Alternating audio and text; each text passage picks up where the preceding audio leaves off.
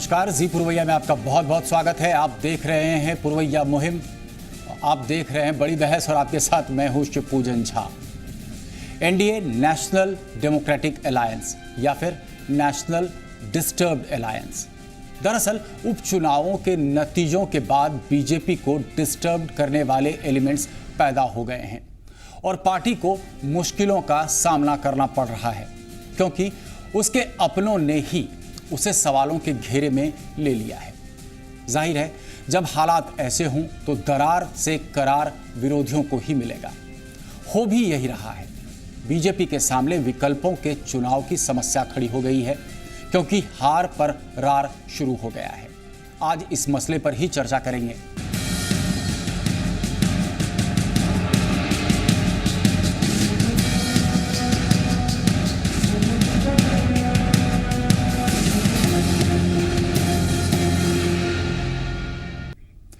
तो अब तफसील से शुरू करते हैं आज की बड़ी बहस। बीजेपी को चुनावी हार जरूर साल रही होगी। अगर बीजेपी इससे इनकार कर रही है तो समझिए कि वो अब तक लोकसभा चुनाव की जीत की खुशफहमी में है। दरअसल इस हार से विरोधियों को तो हौसला मिल ही रहा है, घटक दलों को भी धौंस दिखाने का मौका मिल रहा है। उपचुनाव के नतीजों को देखकर बीजेपी लोकसभा चुनाव वाली खुशफहमी नहीं पाल सकती। उसे अपनी गलतियों का एहसास हुआ या नहीं कहना मुश्किल है, लेकिन उसके अपनों को उसकी कमजोरियों का एहसास हो गया है। एनडीए में बीजेपी सबसे बड़ी पार्टनर है, लेकिन इस हार के बाद उसे धौंस घटक दलों की भी सहनी पड़ रही है। निश्चित तौर से स्वाभिमानी होना चाहिए, भ्रष्टाचारियों से लड़ने वाला होना चाहिए, विकास के रास्ते पर चलने वाला होना चाहिए और जो हमारा जो प्रॉब्लम है ग्राउंड, खेत खलिहान का, मजदूर का, किसान का, इसको समझने वाला होना। उपेंद्र कुशवाहा में काबिलियत है वो? आपको नहीं लगता है?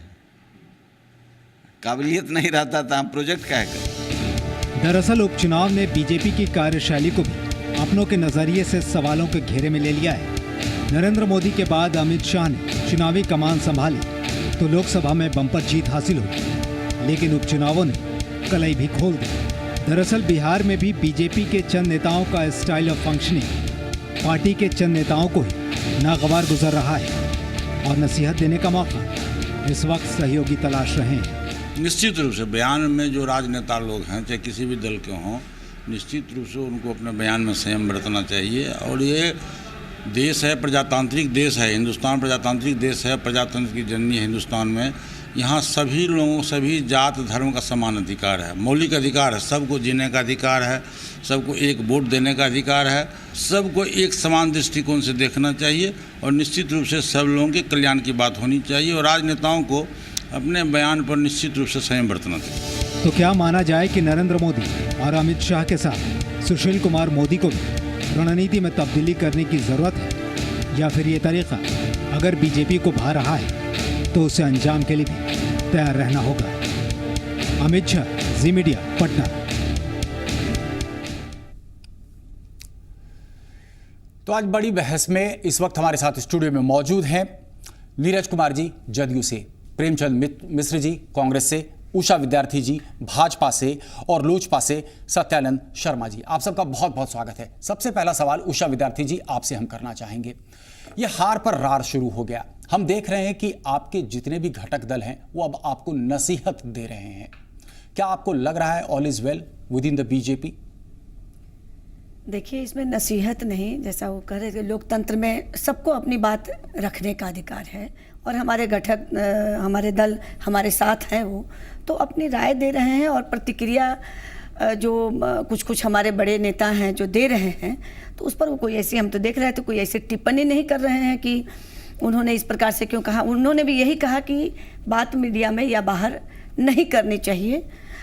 तो मुझे तो नहीं लग रहा है कि कोई इस तरह का आपत्तिजनक बात किसी का बयान आया हो। और भारतीय जनता पार्टी बिल्कुल कंफर्टेबल है और जो बात रख रहे हैं मीडिया में, निश्चित रूप से रखना चाहिए था पार्टी के अंदर, लेकिन मीडिया में जा कर के बात रख रहे हैं तो कोई ऐसी बात नहीं है। अब हमने देखा नहीं कि क्या बात। पशुपति पारस जी का खासतौर से यह बयान था कि विवादित बयानों से भाजपा को बचना चाहिए। हमने देखा कि हाल के दिनों में किस तरीके की फिर से वही कोशिश हुई कि समाज को विखंडित किया जाए, बांटा जाए। और जिस तरीके के बयान आए, चाहे लव जिहाद की हम बात कर लें, मदरसों की बात कर लें, इस पर काफ़ी विस्तृत चर्चा पहले भी कर चुके हैं। खास तौर से लोजपा अब चाहती है कि भाजपा को इन विवादित बयानों से बचना चाहिए। नहीं देखिए, अपना पार्टी है और व्यक्ति हैं तो कुछ ना कुछ बयान देंगे ही, और आपका काम है इसमें बयान को दिखाना और इसको लोकप्रियता करना, ये अलग बात है। लेकिन कहीं भाजपा में कोई विवाद नहीं दिख रहा। अपनी बातों के विवाद पर हम आएंगे, लेकिन अभी फिलहाल तो नहीं, हम लोजपा में भी कह रहे हैं, लोजपा अब उनकी राय है, वो राय दे रहे हैं, तो किसी को रोका तो नहीं जा सकता है कि राय दे। लेकिन भारतीय जनता पार्टी अपने स्वयं सक्षम है कि इस तरह का अगर कोई विवाद होता ही है, पार्टी है, बड़ी है, तो कोई विवाद हो सकता है, कोई असंतोष हो सकता है, उसको असंतोष को निपटाया भी जाता है, ठीक भी किया जाता है।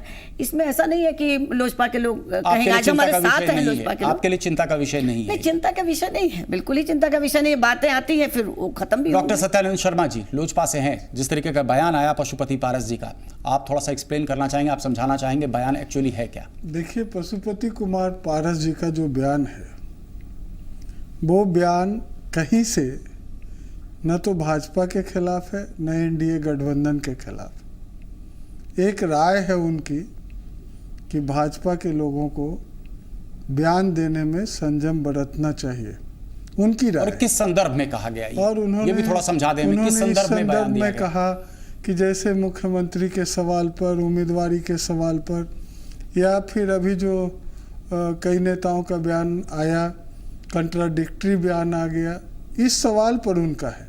लेकिन हम किन नेताओं का कॉन्ट्राडिक्टरी बयान थोड़ा सा समझाएंगे हमें? जैसे कल परसों में एक बयान आया डॉक्टर सीपी ठाकुर जी का, तो वो फिर सुधार हुआ उस बयान में, उनकी जो सही राय थी। शॉटगन जी का, शत्रुघ्न सिन्हा जी का भी बयान आया, जी। उसकी ओर भी आप इशारा करना चाहते हैं? लेकिन हम आपको बताना चाहेंगे कि भाजपा, लोजपा, रालोसपा, ये जो गठबंधन है, एनडीए, उसमें कहीं कोई विभेद नहीं है, न कोई मनभेद है। ये तो हम भी अभी नहीं कह रहे हैं कि विभेद है, मतभेद है। हम इतना कह रहे हैं कि रार शुरू हो गया। थोड़ी देर पहले हमने आपको बयान सुनवाया, कोई रार नहीं शुरू हुआ है। आरएलएसपी के अरुण कुमार सांसद हैं, उनका भी बयान सुनवाया। देखिए, कोई रार शुरू नहीं हुआ है, सबकी राय एक है, और पार्टियों का हारना जीतना चुनाव में, उपचुनाव में, ये राजनीति में होता है। उससे कहीं कोई राय बनती और बिगड़ती नहीं है। और जहाँ तक बात है कि भाजपा, लोजपा, रालोसपा सब इंटैक्ट है, कहीं कोई अलग अलग नहीं है कहीं ना कहीं। लेकिन तीनों घटक दल हैं, तीनों सपने संजो रहे हैं, चाहे रालोसपा की बात कर लें, लोजपा की बात कर लें, और भाजपा तो लगातार ये दावा कर ही रही है कि मुख्यमंत्री बिहार में होंगे उन्हीं पार्टी से। आज जब अरुण कुमार सांसद का जो बयान आया, खैर हम आना चाहते हैं प्रेमचंद मिश्रा जी आपके पास, आप क्या तात्पर्य निकालते हैं? हाल के दिनों में हमने देखा कि इस तरीके की बयानबाजी में ज़बरदस्त इजाफा देखने को मिल रहा है, आप क्या निष्कर्ष निकालेंगे? देखिए, मेरा मानना है कि बिहार बीजेपी बड़े पैमाने पर अंतर्द्वंद की शिकार है। उसके आपस में नेतृत्व को लेकर बहुत बड़े पैमाने पर कलह मची हुई है। जो जूनियर मोदी हैं, श्री सुशील कुमार मोदी जी, उनकी कार्यशैली को लेकर प्राय रोज़ या एक दो दिन गैप करके पार्टी के वरिष्ठ नेताओं का बयान हम लोग देखते हैं। तो यह साबित करता है कि जो बीजेपी दिल्ली में सरकार बनाने के बाद मंसूबे पाल रखी है बिहार को लेकर भी कि बिहार में भी उसकी सत्ता मिलेगी, एक तो इस उपचुनाव ने उनके मंसूबों पर पानी फेर दिया है। न सिर्फ बिहार में बल्कि दूसरे राज्यों में भी, आप उत्तर प्रदेश का जिक्र कर ले, राजस्थान का जिक्र कर ले, उत्तराखंड का जिक्र कर ले, कुछ हद तक गुजरात उनकी सीटें थी, वो सीटें भी खोने लगे हैं। तो बीजेपी के केंद्रीय नेतृत्व को लेकर भी लोगों में नाराजगी बढ़ी है, और कहीं न कहीं विश्वास या जो समर्थन मिला था उसमें कमी आ रही है। लेकिन भाजपा के अंदर एक अनार 100 बीमार वाली हालत बिहार में हो गई है। लोगों को लगता है कि यहाँ भी नेतृत्व सुशील मोदी के ही हाथ में। कहना चाह रहे हैं या चाह रहे हैं आप? नहीं, मैं आ रहा हूँ। मैं तो स्पष्ट कर दूं कि श्री उपेंद्र कुशवाहा मुख्यमंत्री पद के प्रबल दावेदार हैं। वो गठबंधन के उम्मीदवार बनना चाहते हैं, और अगर आप उनको नहीं बनाएंगे तो आप देखेंगे कि एनडीए में भी बिहार में फूट हो सकती है। लोजपा में कोई है ऐसा स्पष्ट नहीं हुआ, लेकिन कुशवाहा जी ने कई बार अपनी इच्छा प्रकट की है। उनके आज प्रदेश अध्यक्ष का बयान अभी हमने देखा है। तो बीजेपी के अंदर जो अंतर्कलह है यह एक बड़ा संकेत देता है कि जो पैटर्न नरेंद्र मोदी जी ने राष्ट्रीय स्तर पर अपनाया था, सभी सीनियर नेताओं को ठिकाने लगा दिया, फिर भी उन्हें सफलता मिली। तो जो जूनियर मोदी है वो भी बिहार में चाहते हैं। आप देख लीजिए, सीपी ठाकुर का नाम ले लीजिए, आप अश्विनी चौबे ले लीजिए, आप चंद्रमोहन राय जी का नाम ले लीजिए, इवन गिरिराज सिंह का नाम ले लीजिए, और ये इस तरह के बहुत सारे नेता हैं जो अपने आप को लालमुनि चौबे जी भी हुआ करते थे। लालमुनि चौबे बहुत दिन से नाराज हैं। तो एक वर्ग विशेष के नेताओं मैं से इस रूप में देखता हूं कि बिहार भाजपा वोट तो लेना चाहती है सवर्णों का भी, लेकिन सवर्ण नेताओं को ठिकाने भी लगाना चाहती है। तो ये एक बड़ा कारण है कि बीजेपी के अंदर में बड़े पैमाने पर फूट पड़ने वाली है, असंतोष है, और ये आने वाले समय में उनके तमाम उन मंसूबों को जो बिहार को लेकर उन्होंने पाल रखे हैं उस पर पानी फिरने वाला है। उषा विद्यार्थी जी, इनका कहना है कि निश्चित रूप में ये जो समस्या है, ये समस्या जिसको आप पूरी तरह से कहीं ना कहीं ऑस्ट्रिच सिंड्रोम, जो बार बार कहा जाता है कि ऑस्ट्रिच सिंड्रोम से ग्रसित होकर के आप इस समस्या की अनदेखी करना चाहती हैं, आप इसे चाहती हैं कि इसे नज़रअंदाज कर दें। मैं नज़रअंदाज नहीं कर रही हूँ। और प्रेमचंद मिश्रा जी जो कह रहे थे कि चुनाव सीट जो हम लोग भारतीय जनता पार्टी हारी है उससे बहुत हतोत्साहित हैं, या अन्य प्रदेशों में आप बिहार की बात देखिए कि बिहार में कांग्रेस को कितनी सीट मिली, जदयू को कितनी सीट मिली, आरजेडी को कितनी सीट मिली, और सबसे ज्यादा सीट अगर 4 सीट मिली है तो भारतीय जनता पार्टी को मिली है। अभी भी नहीं, लहर के बाद केंद्र में लहर के बाद केंद्र में जबरदस्त मैंडेट के साथ आपकी सरकार है, गठबंधन को ही मिली, लेकिन 4 सीट हमको मिली। अभी भी हम राजग सबसे बड़ी पार्टी बिहार में है और सबसे अधिक सीट जीते। दूसरी बात कि ये जो चुनाव है इसमें बिहार की जनता को कोई लक्ष्य नहीं दिखता है। ये चुनाव को हम अगले चुनाव को परिणाम को लेकर नहीं चल सकते। ऐसा गुजरात के लिए भी कहेंगी, उत्तर प्रदेश के लिए भी कहेंगी, राजस्थान के लिए भी कहेंगी, उत्तराखंड के लिए भी कहेंगे कि उन्हें कोई लक्ष्य नहीं दिखता जनता को, तभी उन्होंने भाजपा के खिलाफ वोट किया। ये अन्य मुद्दों की चुनाव होती है, व्यक्तिगत वहाँ के जो चुनाव लड़ रहे हैं उन पर चुनाव लड़ा जाता है, या फिर इस प्रकार का कोई जनता को नहीं दिखता है कि हमें कुछ सरकार बनानी है। तो सरकार नहीं बनानी होती है तो ना उस तरह से एग्रेसिव वोटिंग होती है और ना ही लोगों को बहुत इच्छा होती है। इसका परिणाम, इसका मतलब ये गलतफहमी में नहीं रहे अन्य दल कि आने वाले दिनों में हमारे पार्टी की यही स्थिति होगी। ऐसा ये भ्रम में अगर रहते हैं तो अच्छा है, हम लोग भ्रम में नहीं है। आप अपना भ्रम पाले रखिए। नहीं, हम तो जानते हैं कि ये भ्रम, आपने देखा नरेंद्र मोदी जी का जब चुनाव प्रचार चल रहा था तो क्या किसी को ऐसा लगता था क्या?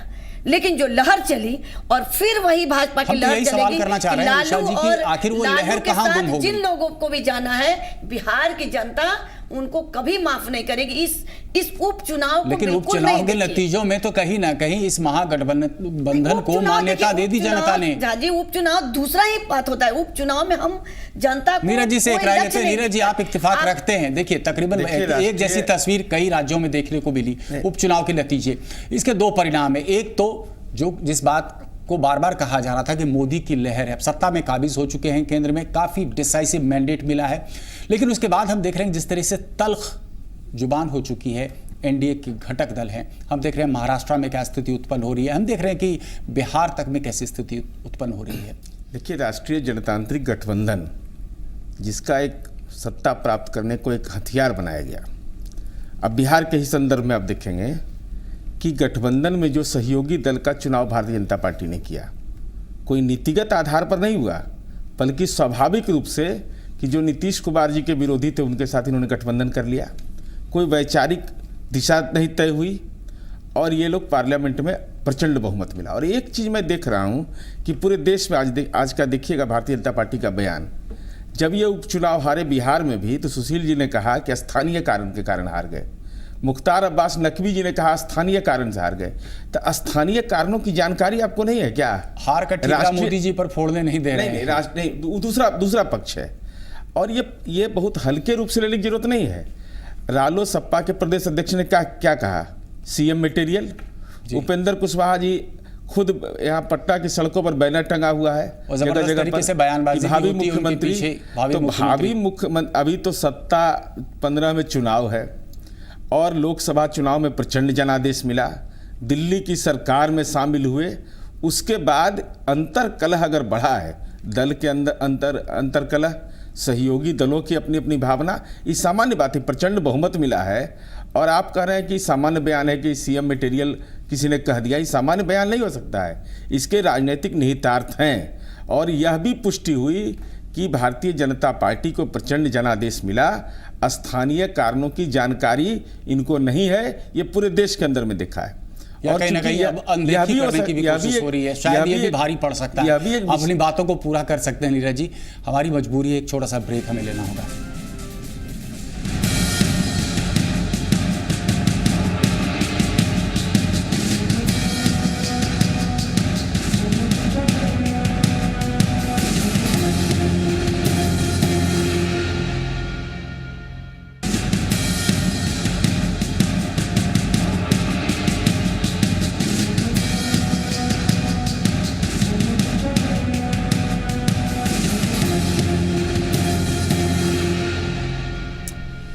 तो ब्रेक के बाद एक बार फिर से बड़ी बहस में आपका स्वागत है। नीरज जी, ब्रेक पे जाने के पहले आप अपनी बात पूरी नहीं कर पाए थे। हार पर रार तो है, लेकिन भाजपा मानने को तैयार नहीं है। नहीं, तात्कालिक कारणों के आधार पर राष्ट्रीय जनतांत्रिक गठबंधन के सहयोगी दल मिले बिहार में, और देश की जनता तात्कालिक कारणों पर, तात्कालिक कारणों से देश की जनता, वैचारिक आधार नहीं बना, कोई नीतिगत सहमति नहीं बनी, बल्कि एक तात्कालिक वातावरण बना जिसके चलते ये स्वाभाविक लोजपा तो कह रही है कि ठीक है, कोर्ट ने भी एक्सोनरेट कर दिया, फ्री फ्रॉम ब्लेम, तो अब इसलिए भाजपा के साथ हाथ मिलाने में कोई दिक्कत नहीं है। भाजपा भी हो गई सेक्युलर पार्टी।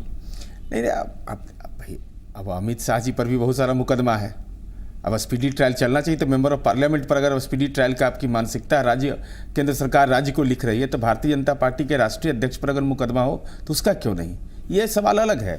वो राजनीति के अपराधीकरण के एजेंडा पर जब बहस करिएगा तब ये जहाँ जी ये महत्वपूर्ण विषय। मेरा यह कहना है कि देश की जनता ने जो प्रचंड जनादेश दिया, जो केंद्रीय बजट आया, जो रेल बजट आया, उसमें जो क्षेत्रीय विषमता को दूर करने की भावना होनी चाहिए थी, और देश को ये महसूस होना चाहिए था युवाओं को कि अब हमारे रोजगार के दिन आ गए। क्योंकि आपने वायदा किया है 5 वर्षों के अंदर, तो नीतियों से कहीं ना कहीं इसका प्रकटीकरण नहीं हुआ। तो स्वाभाविक रूप से जब राज्य के अंदर चुनाव, प्रणब मुखर्जी भूरी भूरी प्रशंसा कर रहे हैं कि कौन आर्थिक प्रगति हो रही है। प्रणब मुखर्जी जी अब देश के महामहिम हैं, तो सरकार का जो एजेंडा होगा वही पढ़ेंगे ना, ये स्वाभाविक है ना। वो तो परिपाटी देश का रहा है, संवैधानिक व्यवस्था है, कोई अपना निजी नजरिया आदरणीय राष्ट्रपति महोदय नहीं रख सकते हैं। लेकिन देश की जनता, चाहे आप पाकिस्तान के बॉर्डर के सवाल पर, चाहे आपने देश के अंदर में जो घटनाएं हुई उन सवालों पर जो आपने नज़रिया देश की जनता के सामने रखा था, वो नज़रिया जनता के सामने सच साबित हुआ। अब आप मदरसा को दे रहे हैं अनुदान, और आपके मेंबर ऑफ पार्लियामेंट साहब मदरसा के सवाल पर 100 करोड़ का अनुदान दे रहे हैं, और आप इस ढंग की टिप्पणी कर रहे हैं। तो ये अंतर लोगों को लगा कि ये उन्माद पैदा करना चाहते थे, सत्ता प्राप्त कर लिए। सत्ता प्राप्त करने के बाद राज्य के अंदर उन्माद नहीं हो, यह जनता की भावना का कहीं न कहीं प्रकटीकरण इस उपचुनाव के माध्यम से हुआ है। सत्येंद्र शर्मा जी, जब ये उन्माद फैलाने वाले भाषण दिए जाते हैं, लगातार साक्षी महाराज के बयान को हम देख लें, महंत आदित्यनाथ के बयान को देख लें, तब क्या लोजपा अपना ऐतराज दर्ज नहीं कराती? देखिए, लोजपा का क्लियर कट स्टैंड है, आप सब लोग भी जानते हैं। गठबंधन का धर्म निभाएंगे, धर्म निभाएंगे, और जहां जहां त्रुटि होगी वहां वहां लोजपा उस पर सुधारने तो अपनी बात से मुकर रहे हैं। थोड़ी देर पहले पशुपति पारस जी का कुछ और बयान आता है, स्टूडियो में बैठ करके आप कह रहे हैं कि कहीं पर कोई डिफरेंस नहीं है। पशुपति पारस जी का कोई कंट्राडिक्टरी बयान नहीं है। कंट्राडिक्टरी हम कह भी नहीं रहे, लेकिन वो सवालों के घेरे में तमाम बयानों को तो ला रहे हैं। नहीं, कोई सवाल के घेरे में कोई बयान नहीं। क्या हम आपको 2 चीज बताना चाहते हैं। हिदायत दे रहे हैं कि ऐसे बयानों से बचना चाहिए, विवादास्पद बयानों से बचना चाहिए। हम आपको विवादास्पद बयान किसको आप कह रहे हैं? देखिए, हम आपको 2 बात बताना चाहेंगे। एक बात ये है कि ये जो उपचुनाव हुआ है, तो उपचुनाव के नतीजों से ये कभी नहीं सोचना चाहिए कि भाजपा खत्म हो गई देश में। ये तो हम कह ही नहीं रहे कि भाजपा खत्म हो गई, लेकिन जरा सुना, वेकअप कॉल तो जरूर भाजपा के लिए है। या सुना जाए, 2009 में बाई इलेक्शन हुआ था, 18 सीट का चुनाव हुआ था, और हम विपक्ष के लोग उस पहले जी हम लोग जीत कर आए थे 5 बाद में हार गए थे। उसके पहले 31 सीटें गई, उसके पहले 31 सीटें लोकसभा का चुनाव। उत्तर प्रदेश में हम जानते हैं ऐसी स्थिति। उत्तर प्रदेश में 6 सीटों का चुनाव हुआ था और 6 में 5 बहुजन के खाते में चला गया था। और फिर कुछ ही दिन के बाद 2010 में जब बिहार में चुनाव हुआ तो बैठे हैं भाजपा और सत्यानंद शर्मा जी, JDU आप का मान के था। चले हैं कि तो जो हालात नहीं, तब थे, हमारे कहने का पूरा तात्पर्य जो समझ पॉलिटिकल लिया इक्वेशन जाए। उस समय या ग्राउंड रियलिटी हाँ। उस वक्त की थी, वो अब भी विद्यमान होगा, आप ये मान बैठे हैं? हाँ, मानते यानी हैं। कि अभी उपचुनाव हम हारे हैं मानते तो हैं, जरूर और से हम जो- आने वाले 2015 के चुनाव जीतेंगे। देखिए, ये आप मान के बैठे हैं? देखिए, जो उपचुनाव होता है, कहीं चूक हुई तो उसको सुधारने के लिए जनता का ये अलार्म, उसको हम लोग कबूलते हैं अब और आप मान रहे हैं कि उसमें जनता सुधार का ये करेंगे। अलार्म है, यही तो मैं आपको बताने की उसको कोशिश कर रहा हूं। सुधार जनता करेंगे। ने जब अलार्म बेल बजाया, लेकिन उसका ये मूल्यांकन करना गलत हो जाएगा कि साफ हो गया एनडीए। हम बिल्कुल वो मूल्यांकन नहीं कर रहे। चले, दूसरी बात हम आपको कहेंगे, हमारे बड़े विद्वान साथी हैं नीरज जी, हम बड़ा सम्मान करते हैं प्रेमचंद मिश्रा जी का भी, उषा जी का भी। हम एक बात कहेंगे, जो अभी बातें आ रही थी, नीरज जी कह रहे थे कि आधारहीन या सिद्धांत विहीन समझौता हो जाता है, तो हम बड़े विनम्रता पूर्वक कहेंगे, जो इनका अभी गठबंधन हुआ है आरजेडी के साथ, वो किस सिद्धांत के आधार पर हुआ है, ये इसको भी विचार करना चाहिए। जवाब देना पसंद करेंगे नीरज जी? बैठे हैं नीरज जी, जवाब देना पसंद करेंगे? नीरज जी जवाब ले लेते हैं, उसके बाद फिर आप अपने जी, सवाल फिर रख सकते हैं। डॉक्टर सत्यानंद शर्मा जी ने बड़ा बुनियादी सवाल उठा दिया। कोई बिहार में हमको संख्या बल की परेशानी तो थी नहीं। नीतिगत सवाल पर अगर भारतीय जनता पार्टी से हम अलग हुए, जैसा कि आप भी ये दावा करते थे कि देश के आदरणीय प्रधानमंत्री जी के बारे में लोजपा सुप्रीमो ने कौन कौन से उनके निंदा में कसीदे नहीं पढ़े, कसीदे उसको कह सकते हैं, कौन कौन बयान दिया, इनका हाथ ये है, उनका वो हाथ है। तो जब हमने गठबंधन से हम अलग हो गए, संख्या बल पर्याप्त रहते हुए, नीतिगत सवाल पर, कोई व्यक्तिगत कारणों से नहीं, कोई मुख्यमंत्री के पद को चुनौती नहीं दे रहा था, तो आपने अगर भारतीय जनता पार्टी के खिलाफ जो भी ताकतें थी, स्वाभाविक है हमारा सहयोगी होगा। ये तो स्वाभाविक कार्यशैली है। जैसे आपने कार्यशैली अपनाई, चूंकि आपको जनादेश मिला, लोकसभा का चुनाव आदेश मिला, जब आपने गठबंधन किया तो राम राम, हमने गठबंधन किया तो जीना हराम। भाई आप भी सत्यानंद शर्मा जी, आपने नीतीश कुमार जी के विरोध, भारतीय जनता पार्टी का विरोध था, तब आपने गठबंधन किया था। तो जरूर उठता है डॉक्टर सत्यानंद शर्मा जी, निश्चित रूप में आपके पास आते हैं। निश्चित रूप से एक सवाल तो ये उठता है, कहीं ना कहीं नीतीश जी ने नैतिक जिम्मेदारी लेते हुए देखिए इस्तीफा भी दे दिया मुख्यमंत्री के पद से, जीतन राम मांझी जी को बिठा दिया। अब जो उपचुनाव के नतीजे आए हैं और जिस तरीके से उंगलियां भाजपा के अंदर से उठ रही हैं या फिर जितने घटक दल हैं उनकी तरफ से उठ रही हैं, जिन्होंने नेतृत्व, जिन्होंने कमान संभाली थी इस उपचुनाव में, क्या उन्हें इस्तीफा नहीं दे देना चाहिए, या कम से कम केंद्रीय नेतृत्व को चाहिए कि उन्हें दरकिनार कर किसी कद्दावर आदमी को लाकर के बिठाए, किसी काबिल आदमी को लाकर बिठाए? हम आपकी बात से पूरी तरह सहमति व्यक्त नहीं कर सकते। हम आपको ये बताना चाहेंगे, आपने नैतिकता का सवाल कहा, नैतिकता होता तो जिस राज को जंगल राज कहा गया था, जिस व्यक्ति के खिलाफ चारा घोटाला और सारा कुछ की संरचना की गई थी, उस व्यक्ति से फिर दोस्ती करते हैं हम। तो आप क्या मानते हैं कि आपने मुहर लगाया कि लालू यादव जी के शासनकाल में या राबड़ी देवी जी के शासनकाल में जो कुछ भी हुआ था वो सही हुआ? तो नीतीश जी ने कह दिया कि हमने जंगल राज कभी नहीं कहा था, हमने आतंक राज कहा था। नैतिकता की बात आप करते हैं जी। नैतिकता और राजनीति दोनों का बड़ा समावेश है, और राजनीति में आप धीरे धीरे नैतिकता का ह्रास हो रहा है। लगता है कहीं ना कहीं विरोधाभास है इन दो शब्दों में। कहाँ? जो आपने कहा नैतिकता और राजनीति, वही आप ही की बात कह रहे हैं।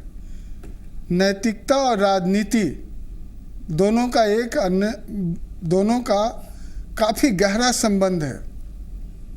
कालांतर को देखिएगा इस देश का, तो इस देश में नीतियां बनाई गई थी, कानून बनाए गए थे कि मुख्यमंत्री के खिलाफ, राष्ट्रपति के खिलाफ, राज्यपाल के खिलाफ, प्रधानमंत्री के खिलाफ कोई मुकदमा दर्ज नहीं होगा। उसका एक मापदंड तो ये था, लोगों का सोच ये था कि इन कुर्सियों में बैठने वाला व्यक्ति इतना नैतिकवान होगा कि इसके विरुद्ध कोई मामला नहीं चल पाएगा। लेकिन आप देख लीजिए, एक प्रदेश का छोड़ दीजिए, बिहार की बात करेंगे तो हमारे कई साथियों को गुस्सा लग जाएगा। हम पूरे देश की बात आपको कह रहे हैं। भारतीय राजनीति में जो कुछ चला, घोटालों का दौर, तो केंद्रीय मंत्री से लेकर के बिहार वो मुख्यमंत्री तक, प्रदेशों के मुख्यमंत्री तक उसमें संलिप्त हुए या नहीं, एक्यूज्ड हुए कि नहीं, तो फिर नैतिकता कहाँ गई? और जिस नैतिकता की बात अब हम लोग कह रहे हैं, प्रश्न पर हम लोग आ जाते हैं, जिस नैतिकता की बात अब हम लोग कर रहे हैं, उस पर तो अब चर्चा करना भी बेकार। यानी आप ये कहना चाहते हैं कि जो महागठबंधन है वो अगर आपको आईना दिखाने की कोशिश कर रहा है तो वो खुद पहले अपनी गलतियों को ढूंढे। चलिए, अपनी बात को आगे भी बढ़ा सकते हैं जी, अपनी बात को आगे बढ़ा सकते हैं। हमारी मजबूरी है, एक छोटा सा ब्रेक लेना पड़ेगा।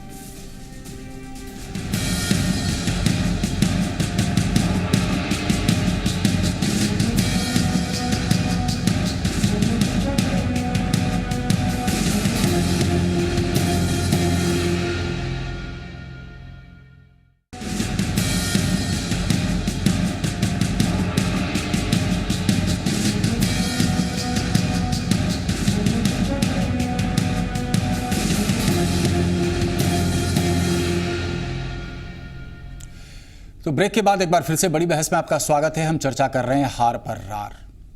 कलह से अगर कलई खुल जाए तो नजर विरोधियों की ही लगेगी। ये तय है कि बीजेपी के अंदर खाने बहुत कुछ दुरुस्त नहीं है और इसे देखकर बिहार में महागठबंधन भी किसी मौके को चूकना नहीं चाहता। देखिए, उनकी अपनी अंदरूनी मामला है, उस मामला में हम लोग हस्तक्षेप क्या करेंगे। लेकिन ये बात सही है कि एक नेतृत्व में लोग जो काम करने की आदत लोग कह रहे थे, बोल रहे थे कि हमारे यहाँ कोई झगड़ा नहीं है, वो झगड़ा सामने नज़र हम लोगों को दिख रही है। और इस तरह से जो हम लोग तो कहेंगे कि भाई कि इस तरह से वो लोग लड़ते रहें ताकि हम लोग मजबूत हों और आगे की सरकार हम लोगों की तो बनने ही वाली है और बढ़िया से बने और वो लोग लड़ें, इसमें कोई ये नहीं। लेकिन अंदरूनी मामला है, उसमें बहुत कुछ हम लोगों को नहीं बोलना चाहिए। जी हां, कलह से कलह खुलेगी तो फायदा उठाने की कोशिश विरोधी करेंगे। बीजेपी के खिलाफ महागठबंधन को सिर्फ बीजेपी की हार से ताकत नहीं मिल रही, बल्कि अंदरूनी लड़ाई से भी 2015 से पहले हौसला मिल रहा है। नहीं, बहुत जल्दी है ऐसा अभी कहना। मैं I am certainly not very happy about the whole thing, but I won't say that I am disappointed. अभी 100 डेज ही हुए हैं और 100 डेज हुए हैं और ऐसा पहले भी कई बार हो चुका है। जब राजीव गांधी जी जब जीते थे, जो 440 वोट वाली सरकार आई थी और उस वक्त करीब 400 से ज़्यादा सीटें आई थी, उसके बावजूद हम उसके 70-80 दिनों के अंदर में चुनाव हुआ था कर्नाटका का, और कर्नाटका में वो सारी बहुत बुरी तरह हारे थे। शॉटगन का ये निशाना साफ है। जाहिर है बीजेपी पर इस निशाने को साधने में विरोधी लगे हुए हैं। हालांकि शत्रुघ्न ने पहली बार दावेदारी पेश नहीं की, लेकिन इस बहाने बिहार में महागठबंधन के नेता सुशील कुमार मोदी की ताकत आंक रहे हैं। राजनीति में महत्वाकांक्षा होना बुरा नहीं है, लेकिन बिहार में वैकेंसी कहाँ है? वैकेंसी रहेगा तब ना बनिएगा। यहाँ तो दल के अंदर लीडरशिप का सवाल है, उसी सवाल पर मतभेद उभर कर करके आ गया। भाजपा का यह आंतरिक मामला है, लेकिन मेरा यह भी कहना है कि भाजपा को बहुत सारे लोग भारत जलाओ पार्टी कहते हैं। तो भारत की सभ्यता, संस्कृति, बहुआयामी संस्कृति को जलाने का जो काम करेगा वह भारत नहीं जलेगा, बल्कि उससे उसकी अपनी पार्टी जल जाएगी। वही अंतर्द्वंद्व भाजपा में चल रहा है। दरअसल उपचुनाव ने बीजेपी की चुनौतियां दोहरी कर दी हैं। उसे जल्द ही साबित करना होगा कि उसके तौर तरीके जनता को वाकई पसंद आ रहे हैं और सहयोगी उसके साथ खड़े हैं। आनंद अमृतराज के साथ साकेत कुमार, जी मीडिया, पटना। तो सत्यानंद शर्मा जी, कुछ लोग तो भाजपा को कह रहे हैं भारत जलाओ पार्टी। पहले भी आपने बड़ा तल्ख तेवर अख्तियार कर रखा था। खैर, जैसी भी स्थिति उत्पन्न हुई हो, लोकसभा चुनाव के पहले गठबंधन हुआ, अगर स्थिति ऐसी ही रहती है तब भी क्या भाजपा के साथ आप रहेंगे, या फिर जैसा कि हर वक्त कहा जाता है कि रामविलास पासवान हवा का रुख ही कर लेते हैं? देखिए, लोजपा का जो फैसला हुआ है, लोजपा पहले भी एनडीए के साथ था, फिर है। यूपीए के साथ भी था लोजपा। हाँ, निश्चित रूप से। तो उसमें कहीं कोई इफ बट नट नहीं है। इफ बट नट किसमें? ये किसी में नहीं है, किसी में नहीं, मतलब आप किसी भी और जा सकते और हैं। हम आपको बड़े विनम्रता पूर्वक कहेंगे, आप किसी इफ बट जो आपने कहा वो किसी भी और आप जा सकते हैं। नहीं, फिर आप भाजपा के साथ एकदम बिल्कुल इंटैक्ट है एनडीए और इंटैक्ट रहेगा। एक सवाल और करना चाहूंगा आपसे सत्यानंद जी, एक सवाल और करना चाहूंगा। इस बात को लेकर के चर्चा ये आम है, रालोसपा कहती है कि उपेंद्र कुशवाहा जी जो है उनमें सीएम मटेरियल है। हमने देखा कि जब उपचुनाव में सीटों का बंटवारा हो रहा था तो रालोसपा को इस बात से सख्त एतराज था कि उन्हें आखिर कंसल्ट क्यों नहीं किया, उन्हें एक भी सीट क्यों नहीं दी गई, और जब नतीजे आ गए सामने तब ऐसी बात रखी गई थी। आपको क्या लगता है अब ये हाई टाइम है जबकि तय कर लेना चाहिए कि आखिर यहाँ मुख्यमंत्री कौन होगा, क्योंकि कहीं ना कहीं सवाल तो उठाए जा रहे हैं बिहार में नेतृत्व को लेकर, और ये सवाल शायद पूरे गठबंधन में है। देखिए, एक चीज आप खूब गौर से सुनिए जी। ये पार्टी के भीतर इनर डेमोक्रेसी होना और अनेकों उम्मीदवार होना, ये स्वस्थ परंपरा है, ये कोई बीमारू परंपरा नहीं है। सुशील कुमार मोदी जी, सीपी ठाकुर जी, शत्रुघ्न सिन्हा जी, आपको नहीं लगता कि स्वस्थ परंपरा अस्वस्थ तब हो जाती है जब ओपन फोरम पर आप एक दूसरे के खिलाफ टीका टिप्पणी शुरू कर देते हैं? नहीं, जरा सा सुन लिया जाए हमारी बात। प्रेम कुमार जी, अनेकों उम्मीदवार हैं। वैसे ही रालोसपा में भी चलिए, उपेंद्र कुशवाहा जी, लोजपा में भी अनेकों उम्मीदवार हैं। रामविलास पासवान जी हैं, पशुपति कुमार पारस जी हैं, चिराग जी हैं, सत्यानंद शर्मा जी हैं, सारे उम्मीदवार हैं। ये स्वस्थ परंपरा है, ये कोई खराब चीज नहीं है। राजनीति के लिए व्यक्ति पर केंद्रित करके राजनीति हो, इससे बहुत ज्यादा फर्क नहीं पड़ेगा। ये फर्क नहीं पड़ता। ये स्वस्थ परंपरा है जी। और माना जाना चाहिए कि भाजपा में कोई अंतर्द्वंद नहीं है, या लोजपा, भाजपा, रालोसपा गठबंधन में कोई अंतर्द्वंद नहीं है। गठबंधन के घटक दल हैं, आप मान लें, मैं नहीं मान सकता, शायद जो दर्शक हैं वो नहीं मान सकते। उषा विद्यार्थी जी, आप इनकी बातों को आगे बढ़ाना चाहेंगे? उषा विद्यार्थी जी, उषा जी जी, कि अब आपका टीवी है, चैनल है, इस पर चलेगा, हम लोग भी आए हैं, कुछ बात रखेंगे जी। लेकिन भारतीय जनता पार्टी जिस प्रकार से मजबूत है, उसका गठबंधन मजबूत है कि इस गठबंधन में कोई एक बयान दे देने से गठबंधन पर कोई फर्क पड़ने वाला नहीं है, जहां तक मुझे लगता है। हम मान लेते हैं। महाराष्ट्र के बारे में थोड़ी सी एक-एक कर लेते हैं। महाराष्ट्र में थोड़ी सी स्थिति आप स्पष्ट करना चाहेंगी? नहीं, सुनिए ना, पहले आप मेरी बात सुन लीजिए। उसके बाद जिस प्रकार से नरेंद्र मोदी जी भारत के प्रधानमंत्री बने, उस समय भी बहुत सारी चीजें चल रही थी कि वो इतने सीट नहीं मिलेंगे, इस प्रकार से सीट नहीं आएगा, और एक आश्चर्यजनक परिवर्तन हुआ और भारतीय जनता पार्टी स्वयं सरकार बनाई और प्रधानमंत्री बने। और आप जिस प्रकार से नरेंद्र मोदी जी, नहीं, जिस प्रकार से थोड़ा सा रोक रहा हूं, स्थिति दूसरी थी।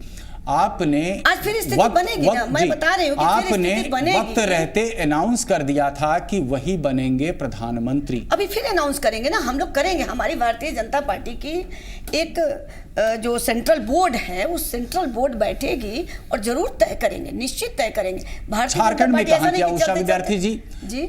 झारखंड में क्यों नहीं किया? फिर अमित शाह जी आए और उन्होंने कहा कि मोदी जी के नाम पर ही चुनाव लड़ा जाएगा झारखंड में। तमाम कयास लगाए जा रहे थे कि वहां का मुख्यमंत्री ट्राइबल होगा, नॉन ट्राइबल होगा।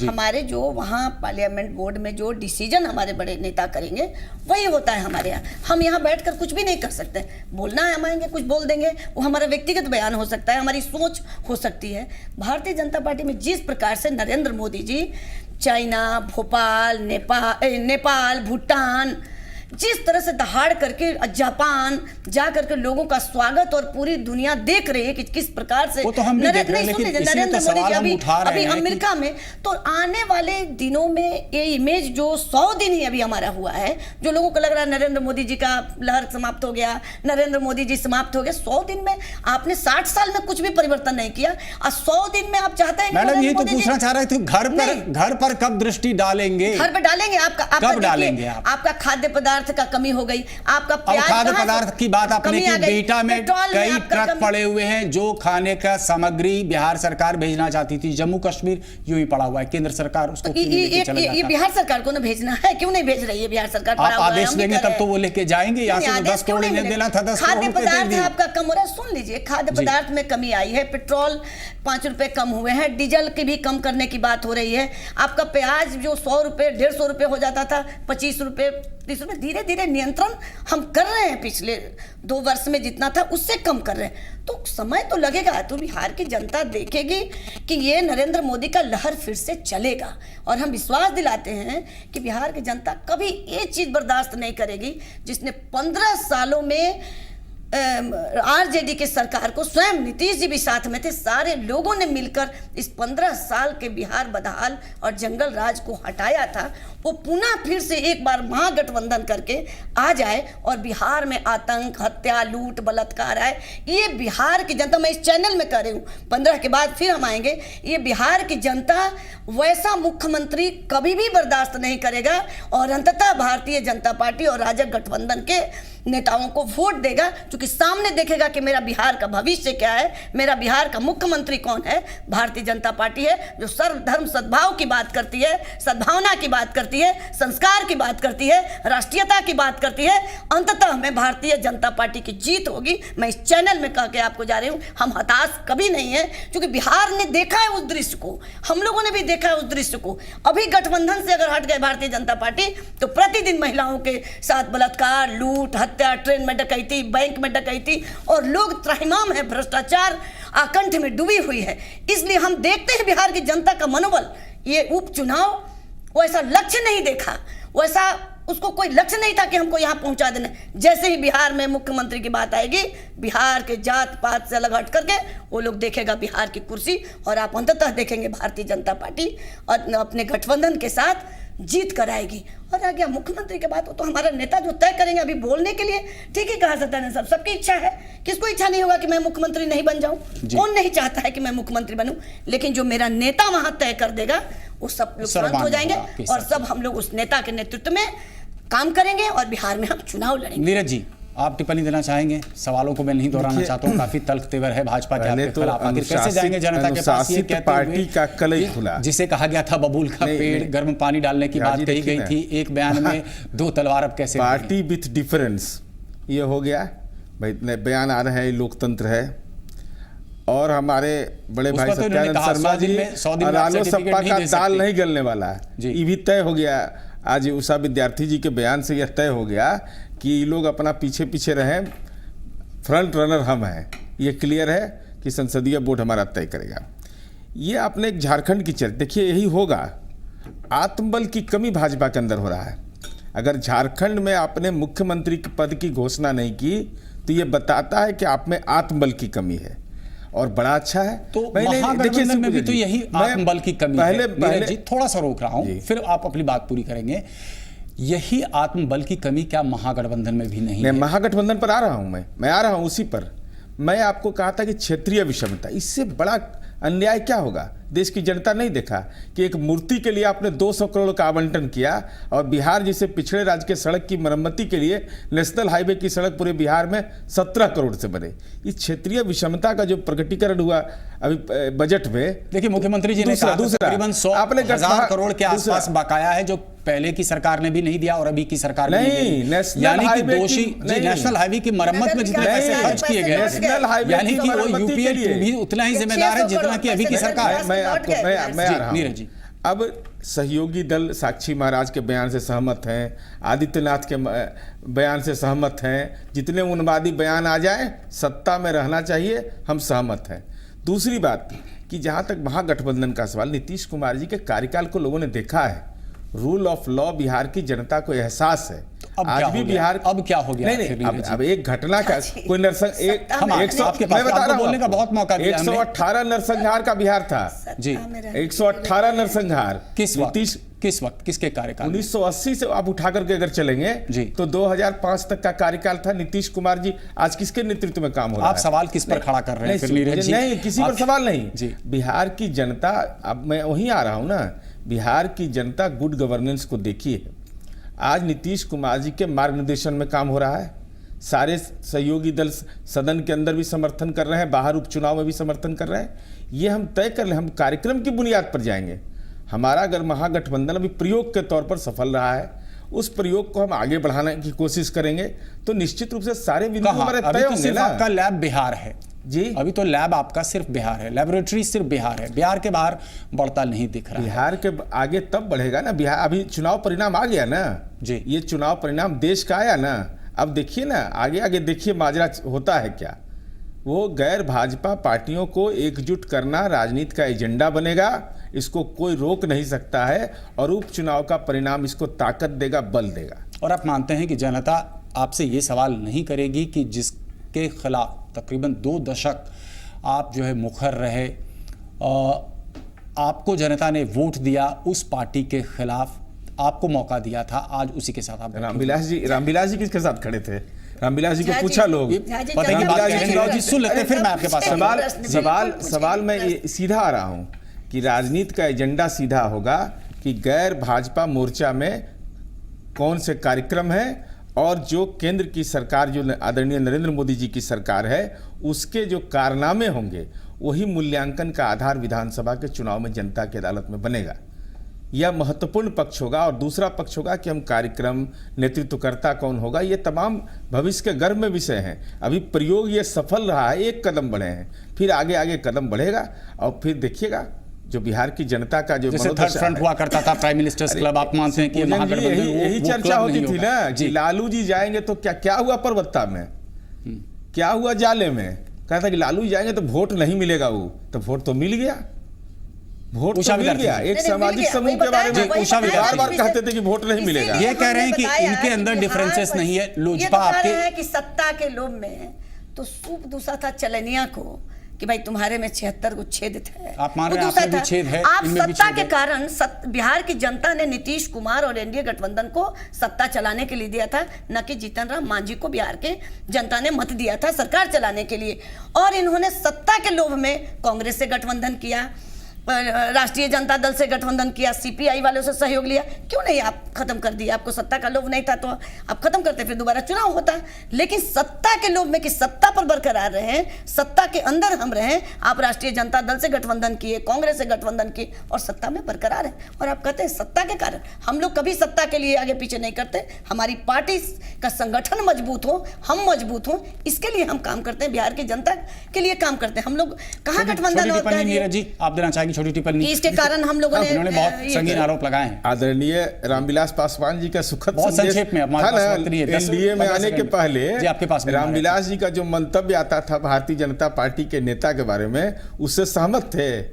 उपेंद्र कुशवाहा जी के बयान से सहमत थे। लोजपा की बात कर रहे हैं, जदयू की बात कर रहे हैं, आप लोग मान के बैठे हैं कि जनता इन तमाम बातों को भूल जाती है। बहरहाल सीधा सवाल, सत्यानंद शर्मा जी, आपकी अंतिम टिप्पणी चाहिए। देखिए, हम बहुत संक्षेप में, हमें बहुत कम शब्दों में बोलते हैं जी कि हमारे बड़े सूझबूझ वाले साथी हैं नीरज बाबू, इन्होंने रामविलास पासवान जी का नाम लिया। हम उस पर कोई इनका विरोध नहीं जताना चाहते हैं, सिर्फ ये कहेंगे कि राजनीति में सिद्धांतों को प्रतिपादित करने वाले लोगों का जो कुछ नाम आएगा तो उसमें रामविलास पासवान जी का भी नाम आएगा। चलिए, आपने खंडन कर दिया। प्रेमचंद मिश्रा जी, आपके पास आना चाहेंगे। निश्चित रूप में भाजपा ये नहीं मान रही है कि हार के बाद कोई रार हो रहा है। आपको क्या लगता है, ये रार आगे और बढ़ेगा, या अगर भाजपा ये ठोस निर्णय लेती है कि बिहार में खासतौर से नेतृत्व का परिवर्तन कर दिया जाता है, तो हार के बाद उत्पन्न ये रार थम जाएगा? अंतिम टिप्पणी आपकी। पहले तो मैं आपको धन्यवाद देता हूँ कि 50 मिनट के बाद आप मेरे पास आने की कृपा किया है। आपको बहुत इस तरह के बहस में कृपया करके आपका अगर ये तरीका है तो मुझे न बुलाया जाए, ये मैं आपसे आग्रह करता हूँ। समय नहीं है, जितने प्रश्न आपने इन लोगों से पूछे, जितने मौके इनको दिए, आप लास्ट में आ रहे हैं। हम तो ये भी मान करके बैठे हुए हैं कि नीरज जी कहीं ना कहीं आपकी बात को रख ही रहे हैं। ये तरीका किसी डिस्कशन को चलाने का नहीं है, यह मैं स्पष्ट कर रहा हूँ। जी प्रेमचंद, सवाल है कि जिस ढंग से आप बहस चला रहे हैं, आप कांग्रेस को बुलाते हैं, उसमें मुझे बुला रहे हैं और मौका नहीं दे रहे, तो फिर क्यों बुलाने जा रहे? मैंने तो आवेदन आपको नहीं दिया था कि मुझे बुलाया जाए, आपके यहाँ से आग्रह हुआ था तब मैंने कहा था, मैं वैसे भी आपके चैनल में नहीं आता। मैं ये मान करके बैठा हूं प्रेमचंद जी, कहीं ना कहीं नीरज जी आपकी बातों को आगे रख रहे हैं। यह अगर तरीका भाजपा किसी भी डिस्कशन को चलाने के लिए बहुत ही ऑब्जेक्शनेबल है और हम इसकी निंदा करते हैं, आपके चैनल की निंदा करते हैं। This is a very wrong approach. अब इसके बाद मुझे नहीं कुछ कहना है। चलिए, बहुत बहुत धन्यवाद उषा विद्यार्थी जी, प्रेमचंद मिश्रा जी, नीरज कुमार जी और सत्यानंद शर्मा जी, आप सबों का हमारे स्टूडियो में आने के लिए बहुत बहुत धन्यवाद। बड़ी बहस में बस इतना ही, लेकिन ताज़ा खबरों के लिए बने रहिए जी पूर्वैया के साथ।